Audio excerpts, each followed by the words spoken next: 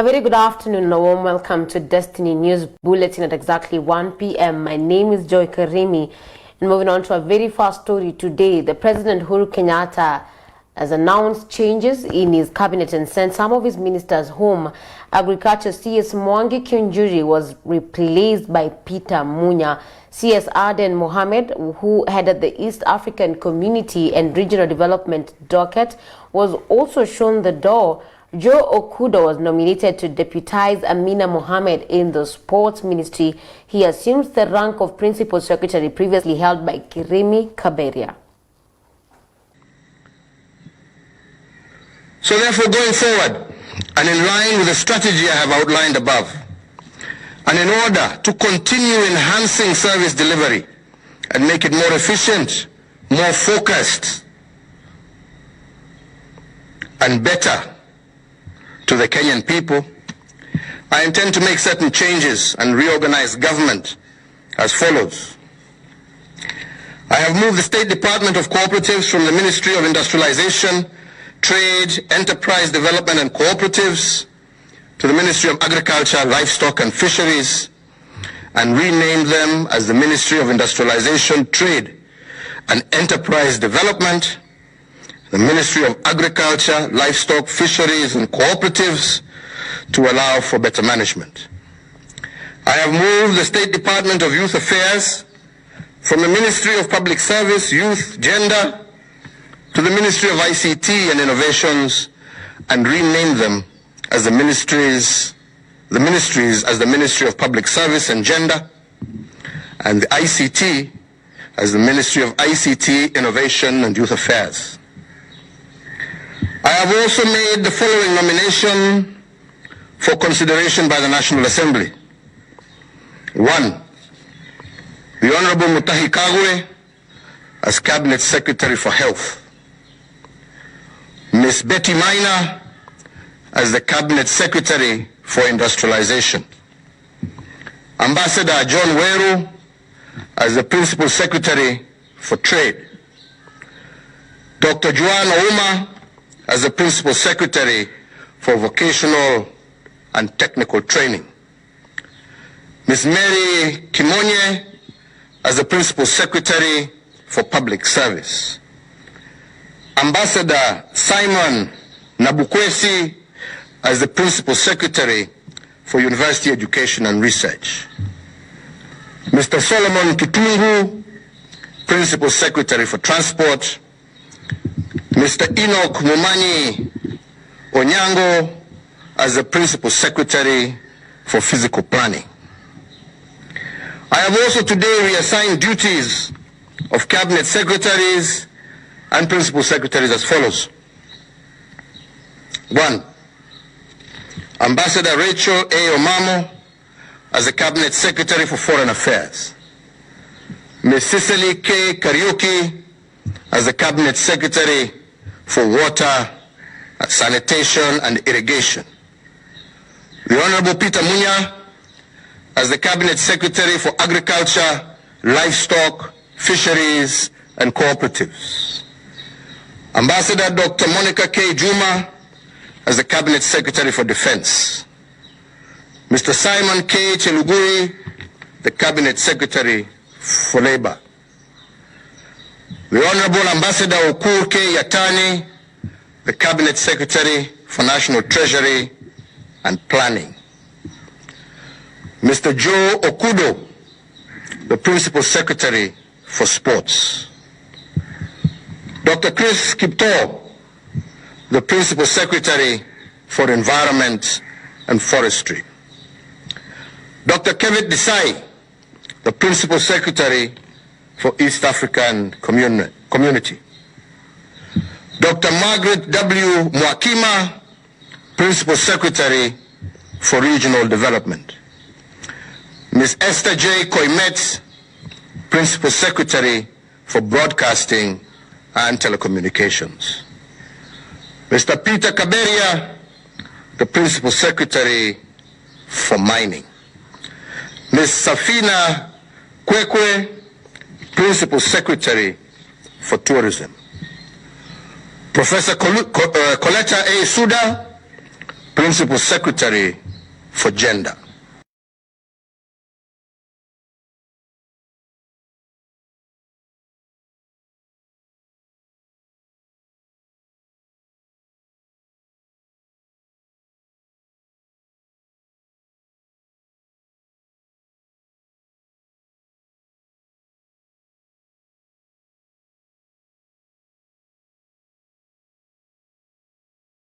And moving on, 6 more suspects, including the husband of Daisy Mbaluka, a middle-aged female primary teacher, was killed and body burnt into ashes in Endau, Kitui East, were today arraigned in a Kitui court. Baluka's husband, Lawrence Mbindi Ndolo, was arraigned alongside Amos Jacob Kithiki, Mutiso Mulwa, Nzagi Mulwa, Richard Nzagi, and Martha Kisilu. The 6 were arrested in connection with the brutal murder of Mrs. Mbaluka, a teacher at Ndoni Primary School. Mbaluka's husband, Lawrence Mbindi Ndolo, was arraigned alongside Amos Jacob, Mtiso Mulwa, Nzangi Mulwa, Rachel Nzangi Mtiso, and Martha Kisilu. The 6 were arrested in connection with the brutal murder of Mrs. Mbaluka, a teacher at Ndoni Primary School, who was reportedly waylaid by unknown persons near her home, slashed to death, and her body burned to ashes on January 6, 2020.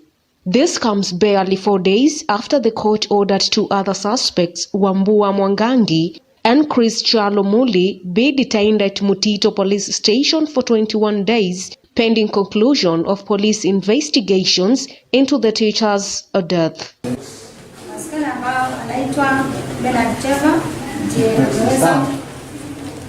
Kitui Chief Magistrate Stephen Bungi granted an application by Mutito criminal detectives to detain the 6 suspects at Kabati, Mbitene, and Endau police stations for the next 21 days so as to assist with investigations and bar them from interfering with the ongoing murder probe. Maslin Karembo, Destiny TV.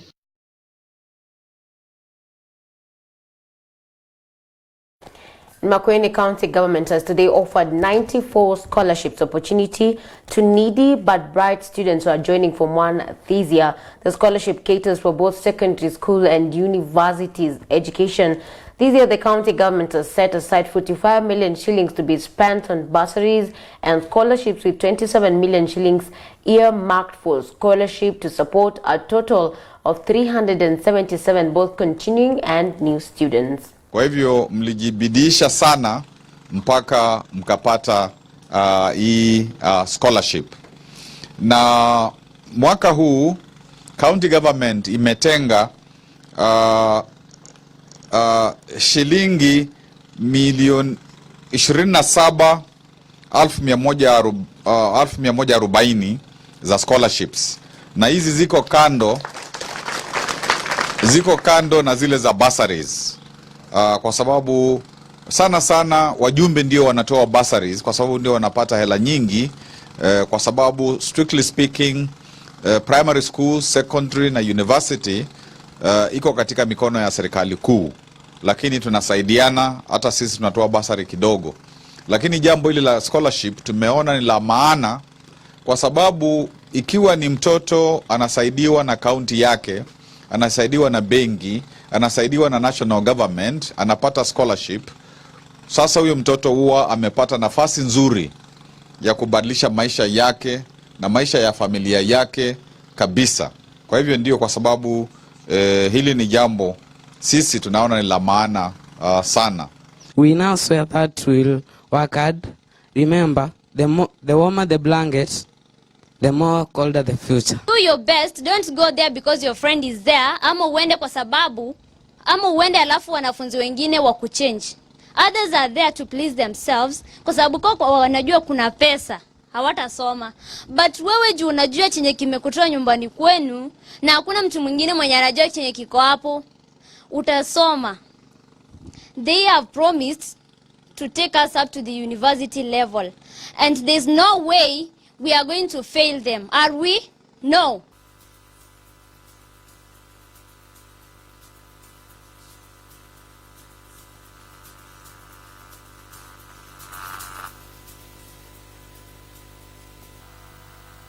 In other stories, local bus assembly and body fabricators are set to a major boost after Housing and Urban Development Principal Secretary Charles Hinga reversed the decision to import bus rapid transit vehicles from South Africa. Take a look.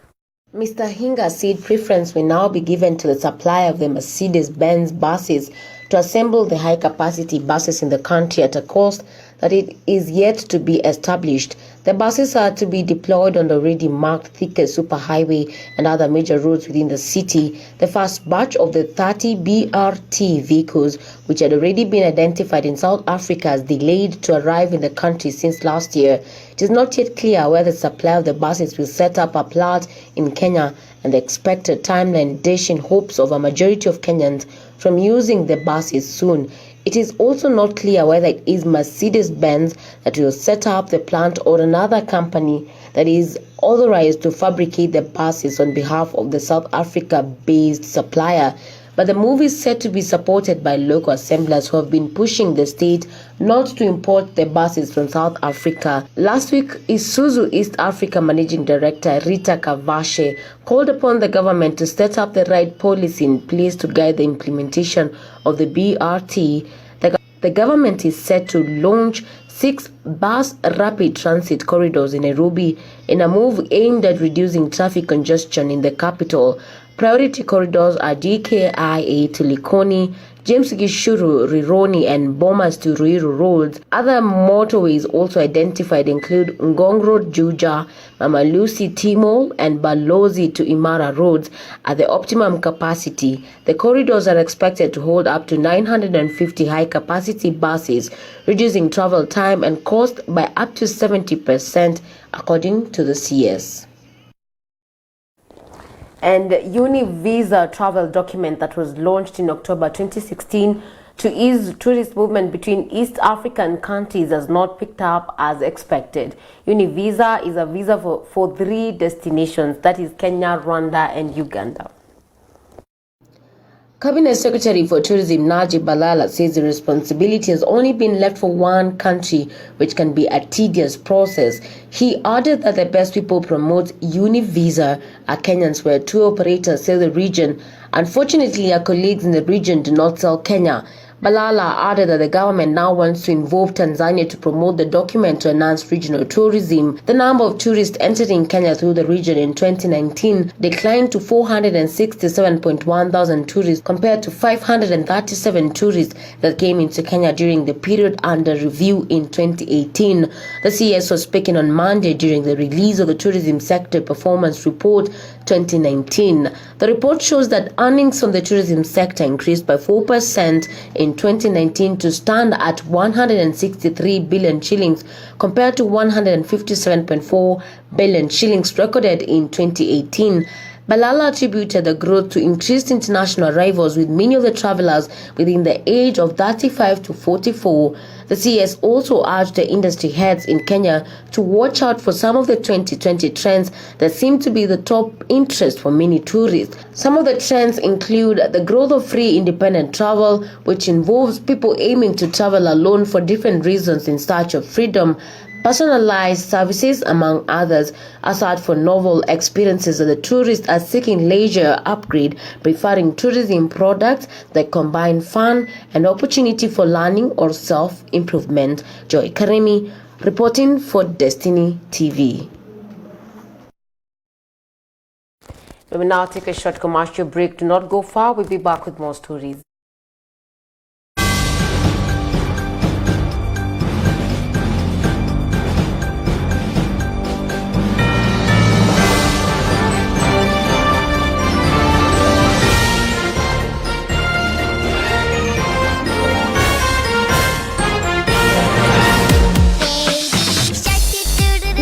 To secure the destiny of your child today on a high standard farm holistic Christian foundation. Destiny Academy is exactly what you are looking for. We provide excellent international standard educational services and facilities with highly competent, experienced and professional trained teachers. Our educational services and facilities are the best and extremely affordable. At Destiny Academy, we provide a highly nutritious well-balanced and delicious diet to all our pupils in a serene, secure and comfortable Christian environment. Our curriculum is competency-based, comprising Preschool 1 and Preschool 2. Admission for Unit 1 is ongoing for the first term 2020. We are located across River Cathedral, a JHP mega tent. Note that the new school in the new site is under construction now. For more inquiries, contact us on 0721 891712 or 0725 998 557 or 0724 156 703. Email us on destinyacademy@gmail.com. Destiny Academy, shaping the future today. Mommy shark do do do do do do.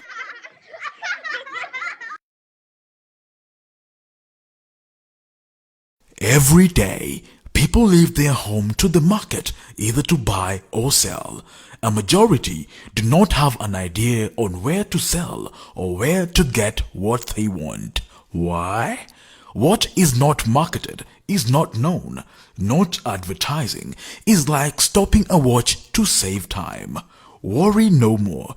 Destiny Television and Destiny Radio are here to connect you to your next client.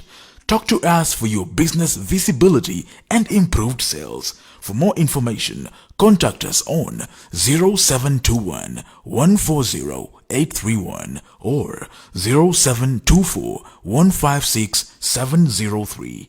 Destiny Television, impacting